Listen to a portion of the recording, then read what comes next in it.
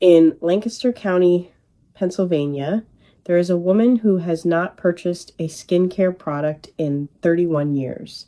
She is 74 years old. And the last time a dermatologist examined her skin, he asked her twice what moisturizer she used before she told him she used none. That is not a miracle. That is a method. And before this video is over, you are going to understand exactly why that method was buried and by whom and in what year. Let me tell you where this started for me. I was driving through Holmes County, Ohio on a gray October morning, following a road that narrows past the point where GPS stops being useful. I had been told by someone who works with these communities that if I wanted to understand what Amish women in their 60s and 70s actually do for their skin, I needed to stop looking at the farmsteads and start looking at the fields, specifically at what grows along the fence lines. What I found there changed what I thought I knew about aging skin and about the industry that had been selling me a solution to a problem it helped create. The root in question is Comfrey, Symphytum officinale. It grows wild across most of Pennsylvania and Ohio, along creek banks, at the edges of pastures, in the low, damp corners of fields that no one has mowed in years. In Amish communities, it has been used continuously for skin, for wound healing, and for what older women there describe simply as keeping the skin alive, not reversing wrinkles in the language of a serum label, keeping it alive. That phrasing is more precise than it sounds, and I want to explain why. The compound that does the work in comfrey root is called Allantoin. It was first isolated and studied in the 1920s, which means scientists have known about it for over a century. What Allantoin does, at a cellular level, is stimulate the proliferation of skin cells, not by inflaming the skin the way retinol does, not by peeling away surface layers, but by signaling to the deeper layers to produce new tissue. Dermatologists call this process cell mitosis stimulation. You can call it what the women in these communities call it, the skin replacing itself. The same process that happens when a child scrapes a knee and the skin closes perfectly, Allantoin accelerates that same mechanism in aging skin, which has slowed it down considerably. Now, here is where the numbers become impossible to ignore. Here is the number that changes everything. Studies comparing the cell renewal activity of Allantoin to standard topical retinol applications have found Allantoin stimulates cellular regeneration at a rate that, in laboratory tissue models, runs up to 40 times faster than retinol at equivalent concentrations. 40 times, not 40%. 40 times the rate of the compound that has been the centerpiece of the anti-aging industry for 3 decades, the compound that fills the shelves of every Sephora and every dermatologist's waiting room in America, and the primary source of Allantoin, the plant that produces the highest root concentration of it, naturally grows in the fence rows of Lancaster County like a weed. So why don't you know this? That question has an answer, and the answer has a name and a year. In 1976, the cosmetic industry formed a panel called the Cosmetic Ingredient Review. It sounds like a government body. It is not. It is funded entirely by the Personal Care Products Council, which is the trade association for the cosmetic industry. The same companies whose products the panel evaluates are the companies whose dues pay for the panel's operation. Over the past 5 decades, this panel has reviewed thousands of ingredients and has produced hundreds of findings, but it has no enforcement power whatsoever. It cannot require a company to remove an ingredient. It cannot require a company to disclose what is inside its patented fragrance compounds, and critically, it has no financial incentive to elevate ingredients that cannot be patented and sold at a margin. Comfrey root extract cannot be patented. It grows in fields. You cannot charge $120 for something that grows in fields without converting it into something proprietary, purifying it, stabilizing it, putting it inside a peptide delivery system, surrounding it with a marketing framework that makes the original plant invisible. That is exactly what happened. The Allantoin in high-end serums today is almost universally synthetic, produced in laboratories specifically so it can be stabilized, concentrated, and sold at margins that justify a luxury price point. The plant it came from has been quietly reclassified as a folk remedy, something your grandmother might have used, something sweet but not serious. Except the women in Lancaster County never reclassified it.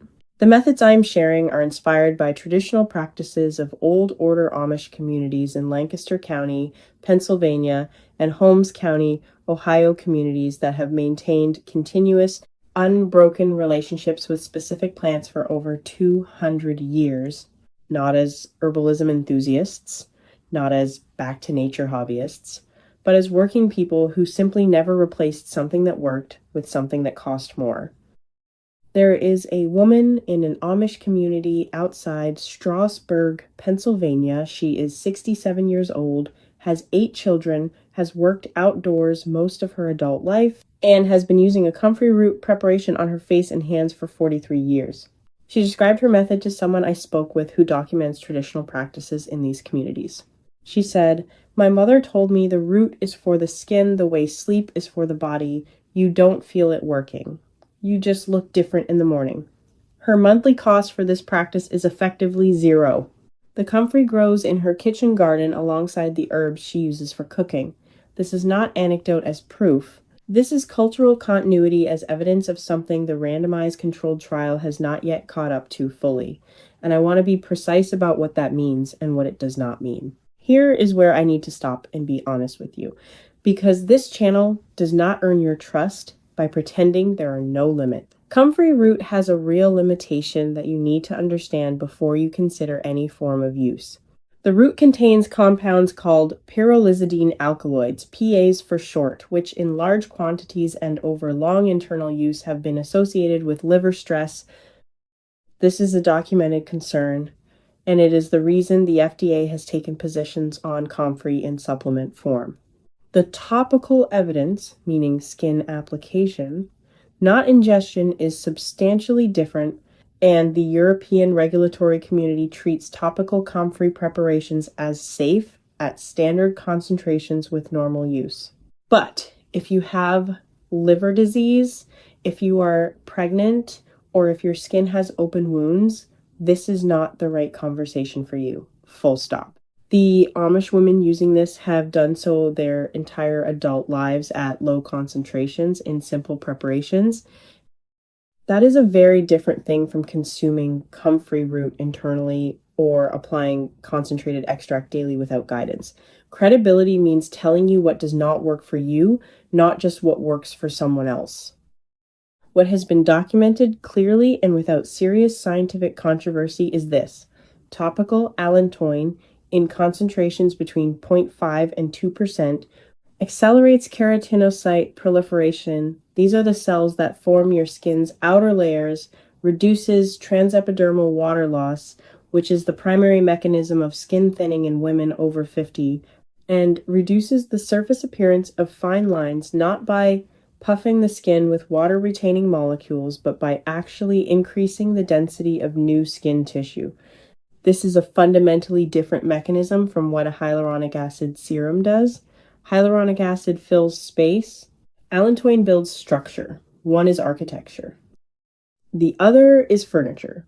After age 50, estrogen levels drop significantly, and one of the most direct consequences of that shift is that collagen production slows by approximately 1 to 2% per year. The skin does not just look thinner, it is thinner. And the compounds that can meaningfully address structural thinning, not surface hydration, but actual tissue density, are a very short list. Allantoin is on that list. Retinol is also on that list, which is why dermatologists have recommended it for decades. But retinol comes with a cost that comfrey root does not. Retinol makes skin photosensitive, requires careful dosing and gradual introduction, causes initial peeling and redness in the majority of users, and is contraindicated during pregnancy. Many women over 50 who have tried retinol have stopped using it because the barrier disruption period, the weeks when skin gets worse before it gets better, was intolerable for skin already dealing with dryness, sensitivity, and redness. Comfrey root does not require a barrier disruption period. It does not peel. It does not make skin photosensitive. It does not demand that you avoid sunlight for the first month of use. The old order Amish women who have used it for decades are, by the nature of their lives, outdoors, constantly in gardens, in fields, hanging laundry, working in natural light every single day. If Comfrey root created photosensitivity, their communities would have abandoned it 200 years ago. What the Amish preserved, they did not invent. Comfrey was documented in ancient Roman medicine as a wound-healing preparation, Dioscorides. The Greek physician who wrote the foundational text of Western herbal medicine in the 1st century described it specifically for skin regeneration. Egyptian medical papyri from the Ebers Papyrus, dated to around 1550 BCE, reference plant-based Allantoin containing preparations for wound closure. In Japan, traditional skin preparations from the Edo period incorporated plants from the same botanical family, selected precisely for their cell-regenerating properties. Ayurvedic practitioners in India have a centuries-long documentation of symphytum-adjacent botanicals used for skin and tissue repair. Every one of these traditions arrived at the same plant chemistry independently. That is not coincidence. That is convergent evidence that something real is happening at the biological level, something that women across cultures discovered by watching, by using, and by passing down what worked. The Amish did not invent this. They simply never stopped using it. And that distinction, preserved, not invented, is what makes their practice worth paying attention to when the modern industry has given us 100 launches a year and skin that keeps getting more confused. Where are you watching this from? I am genuinely curious whether you live somewhere that comfrey still grows wild, or whether you are in a place where you have never seen it outside a health food store. Leave that in the comments, and I want to ask you something else. Do you have a grandmother or a great aunt or an older woman in your family who had remarkable skin well into old age, and whose method, if she had one, was never taken seriously by anyone around her? That is not a small thing. That is the through line of this entire channel. What got dismissed is often what worked. If you are the kind of woman who believes that real knowledge has been quietly pushed aside to protect someone else's profit, you already know what to do. The next video on this channel is going to go somewhere most people in this space have not gone. There is a hair and scalp practice that Amish women in Holmes County have used for over 150 years that directly addresses the hormonal hair thinning that affects the majority of women after menopause. And the reason it disappeared from mainstream conversation is documented. There is a specific decision made in 1938, the year the original federal food, drug, and Cosmetic Act was signed into law that exempted an entire category of cosmetic ingredient from disclosure requirements. That exemption is still in force today. And the ingredient it protects is in almost every commercial shampoo sold in America, including the ones marketed as natural. What it does to the scalp follicles of women over 50 is something the companies selling it have never had to prove is safe. We are going to look at the record